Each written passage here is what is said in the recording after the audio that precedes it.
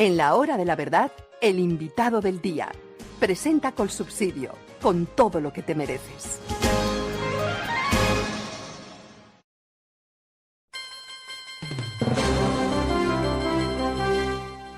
El invitado del día es una invitada. ¿Y qué invitada? Paloma Valencia, senadora de la República por el Centro Democrático y candidata a la presidencia de la República. Muy buenos días. Doctor Londoño, como siempre, un gran gusto y un gran honor poder conversar con usted, el equipo de la Hora de la Verdad y todos sus oyentes. Bueno, el presidente Uribe resolvió esta vez organizar foros y el primero fue en Barranquilla sobre asuntos muy complejos y muy difíciles, dándole a cada candidato, supimos, 10 minutos para que expusiera en temas tan difíciles y tan complejos como esos, pues no sabemos qué alcanzaron a decir, pero lo dijeron. ¿Qué nos cuenta usted de ese foro en Barranquilla? Pues, doctor Londoño, yo creo que sí, el tiempo era un poco corto para un tema tan importante. Por mi parte, yo pues me dediqué a contarle a la ciudadanía que ante el calentamiento global no significa que tengamos que quedarnos en el subdesarrollo, como lo ha pretendido asegurar el presidente Petro, que dice que para que podamos salir adelante, entonces se necesita eh, que podamos no sacar petróleo, no sacar gas, no sacar nada. Todo lo contrario, les mostré que el gran desafío de Colombia está en la necesidad de contrarrestar la deforestación, que representa nuestro mayor aporte al calentamiento global, de la cual el 30% viene de la coca, doctor Londoño. Entonces aquí hay que entender que en materia ambiental el mayor desafío es ver cómo se controlan los cultivos ilícitos y cómo logramos proteger los ecosistemas estratégicos, para lo cual quise recordar que yo logré que hoy 5% de las regalías, 5 puntos de las regalías vayan al sector ambiental. Esa modificación que logramos durante el trámite del acto legislativo de las regalías permitió duplicar los recursos del sector ambiental, que han estado por encima del $1.000.000.000 en los últimos bienios, y creemos que eso pues aportó muchísimo. Y pues hay que hablar de lo que nos deja Gustavo Petro, que es una caída de la producción de petróleo en más del 17% y una caída en la producción del gas en más del 36%, que nos va a generar unas consecuencias. Por ejemplo, Colombia va a necesitar importar gas a partir del próximo año. No que no importáramos, pero eso era, importábamos para las térmicas. Ahora vamos a tener que importar para los consumos residenciales y para la industria, lo que significa que vamos a pasar de un gas de $6 a uno de $25, pues que es un aumento de 4 veces el valor, lo cual preocupa porque va a impactar 12 millones de hogares.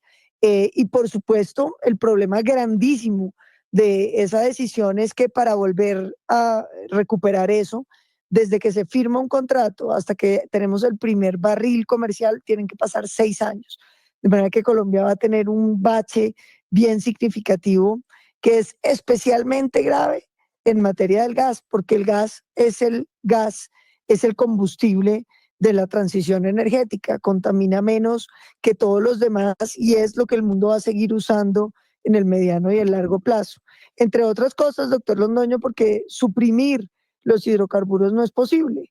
El plástico, el concreto, el acero, hoy necesitan esos combustibles fósiles, como todo el transporte marítimo, aéreo, el transporte de camiones. Hoy depende de eso, como depende la urea, que es la única condición que ha creado el hombre para evitar las grandes hambrunas y para poder mantener los cultivos que necesitamos en la tierra que hoy estamos utilizando.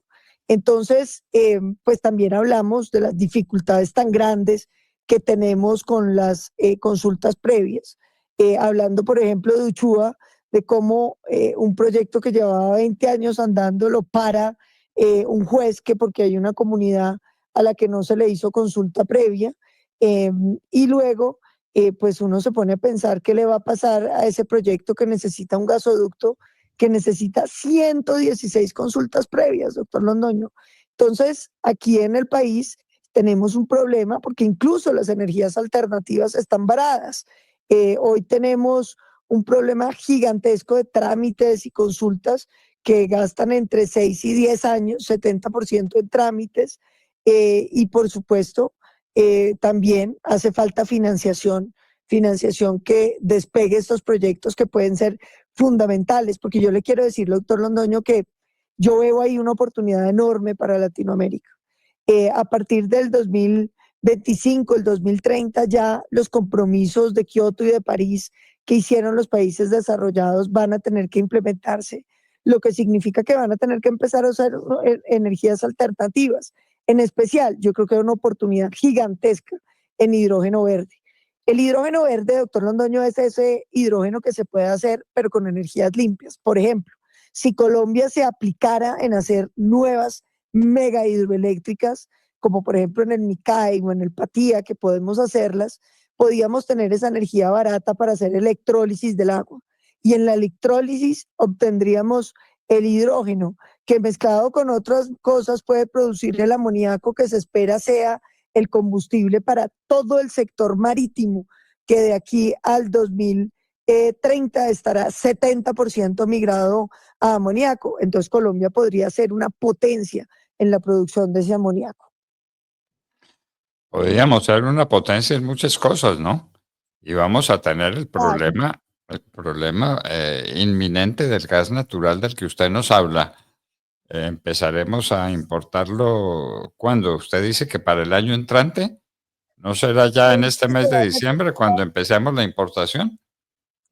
Pues ya estamos importando alguno, doctor Londoño, sobre todo GLP por la caída de Ecopetrol, que como ya no tiene pozos, hemos caído en pozos, entonces tampoco hay GLP. Entonces, por ejemplo, todo el GLP ha tocado importarlo.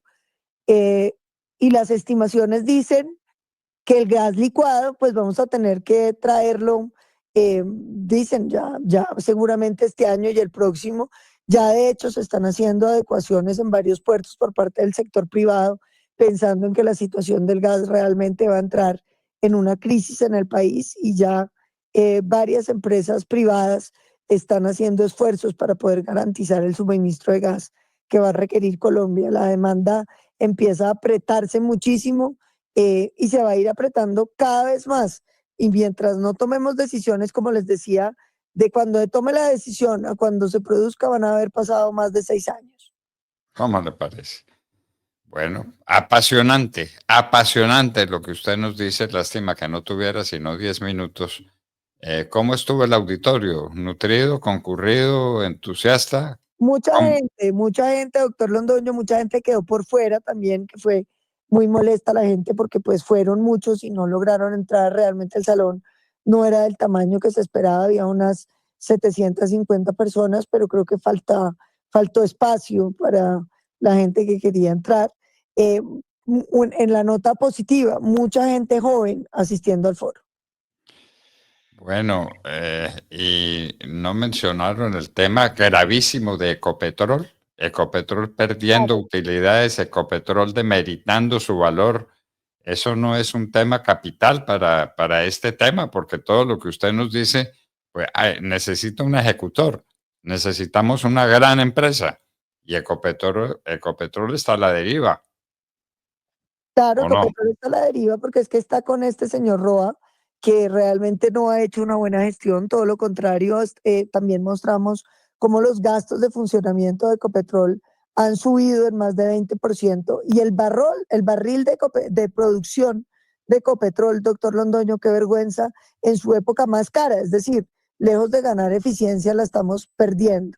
Y Ecopetrol además sujeto pues a volverse un botín burocrático del gobierno, porque también hay que comentarlo y decirlo claramente. El señor Roa fue el gerente de la campaña de Gustavo Petro y está investigado no solamente por el Consejo Nacional Electoral, sino por la Fiscalía General de la Nación por la utilización un poco compleja de recursos que no entraron en las cuentas de campaña, sino en su cuenta personal.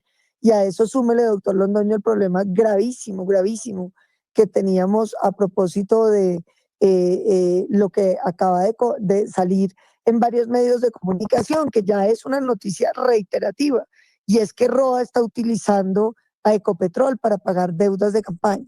¿Qué le parece que en la empresa Zenit, que es una de las que mayor cantidad de utilidades produce, uno de los directivos lo llaman para decirle que tiene que entregarle los contratos a un señor Romero, que no es nada más ni nada menos que el esposo de la mejor amiga de la primera dama, y que resulta que el directivo, en vez de girar la plata, lo que hace es llamar a la línea de anticorrupción y sorpréndase, lo echan. En vez de hacer algo para evitar la corrupción, lo echan y no pasa nada. El señor Roa, investigado por fiscalía, su esposo vinculado con la utilización fraudulenta de Ecopetrol para pagar deudas de campaña, que se vuelven a reiterar hace pocos días y no pasa nada. Por eso Ecopetrol se está destruyendo, las utilidades caen a mínimos históricos, pese a que el precio del petróleo está bien. Y por supuesto, un drama gigantesco porque ya le han quedado mal a Oxy en dos de los negocios que se habían planteado, uno en el Golfo de México y otro en aguas aquí en Colombia, donde el gobierno nacional ha decidido sabotear. Imagínense la pérdida de la credibilidad. Por supuesto, las grandes consultoras que trabajaban con Ecopetrol ya la dejaron botadas, como JP Morgan, y el gobierno corporativo hoy está completamente destruido, con un efecto que va a ser devastador para el mediano y el largo plazo de la empresa. Bueno, noticias muy malas. Muy Noticias mal. muy malas. No sé si sus compañeras de foro estuvieron de acuerdo con usted o tuvieron controversia sobre estos puntos, senadora. No, doctor Londoño, realmente todos en general, pues muy de acuerdo en la debacle de lo que ha sido Ecopetrol y lo que significa eso para los accionistas minoritarios que entraron con la ilusión de una empresa que hoy la acción vale menos que los propios activos de la empresa. Imagínese el gobierno corporativo que tiene para que una empresa hoy se pueda comprar prácticamente regalada. No, puede ser. No puede ser lo que está ocurriendo con Ecopetrol, lo que está ocurriendo con el sector energético nacional. De manera que importar gas ya se sabe, hay noticias, lo dieron ustedes en el foro de dónde vamos a traer el gas. Pues se habla de que se traería de los Estados Unidos, especialmente de Texas, que es donde habría pues una cantidad de gas que permita traer a Colombia, porque lo de Venezuela, que era el sueño el presidente Petro, no se va a poder. Primero porque las sanciones sobre Venezuela, lejos de disminuir, han venido aumentando, pero sobre todo porque el oleoducto está completamente destruido y entonces necesitaría unas inversiones multimillonarias para poderse utilizar. ¿En territorio colombiano o en territorio venezolano? En ambos, doctor Londoño, allí hemos estado mirando varias partes del oleoducto y parece que hay unos daños. Hay zonas donde el gasoducto está muy bien, pero zonas donde está completamente acabado. Aquí en Colombia. Aquí en Colombia y en Venezuela, porque pues ese gasoducto no se ha venido usando. Sobre todo parece que la parte venezolana tiene muchísimos daños porque la infraestructura de Venezuela en general pues está muy venida a menos. Muy bien. Pero seguimos hablando mal del petróleo. Hágame el favor. Hablar mal de lo que le ha dado vida al mundo. Hablar mal de lo que es absolutamente indispensable para la supervivencia de la civilización como la conocemos hoy. Bueno, que quisiéramos tener Claro, energías. yo se lo mencionaba, es que no hay cómo reemplazar el concreto, no hay cómo reemplazar el acero, no hay cómo reemplazar los combustibles del transporte, no hay cómo reemplazar el plástico y finalmente no hay cómo reemplazar la urea. Es que la urea es un subproducto de las explotaciones de hidrocarburos y sin urea el mundo se muere más de hambre de lo que ya hay hambre en el planeta. Senadora, apasionante lo que usted nos cuenta, apasionante sus puntos de vista sobre estos temas esenciales. Qué gran candidata para la presidencia de la República. Le mandamos un abrazo muy estrecho y esperamos seguir conversando sobre estos temas apasionantes. Muchísimas gracias, doctor Londoño. Un abrazo lleno de cariño, de admiración y gracias por esta oportunidad. Bueno, queridos amigos, la oyeron, ¿no es cierto? Qué mujer docta, qué mujer precisa, qué mujer bien informada, qué mujeres tenemos en la política colombiana, absolutamente excepcionales. Unas grandes precandidatas, doctor Fernando, a la presidencia de Colombia.